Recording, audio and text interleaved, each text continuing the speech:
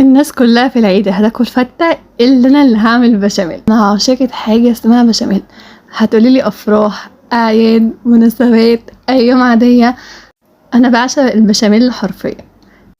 بس انا متأكدة ان عمر ما حد هيعرف يعمله حلو زيي. اول حاجة هعملها كده ان انا هيكون معايا كيلو لحمة مفرومة. تقدري تعملي نص لحمة مفرومة وتزودي البصل وتزودي الفلفل، تقدري تعملي ربع وتزودي البصل وتزودي الفلفل. عايزه اقولك ان ممكن بربع مع تزويد البصل والفلفل انك تعملي صينيه بشاميل وتعملي صينيه جلاش، وعادي مش هيغير طعم ومش هيغير اي حاجه. البصل اصلا بيدي طعم حلو للاكل. انا سخنت الجريل وحطيتها فيها شويه زيت، مش هكتر الزيت عشان كده كده اصلا اللحم بتنزل دهونها. هبدا ان انا انزل باللحمه وافردها خالص كده لحد ما تاخد لون وتغير لونها. هبدا ان انا اقلبها، ما اقلبهاش اول ما تنزل عشان ما تنزلش الميه اللي فيها. هقلبها اول ما تاخد لون، واكون فرمه هنا بصلتين. انا ما كترتش البصل عشان انا عامله لحمه كتير.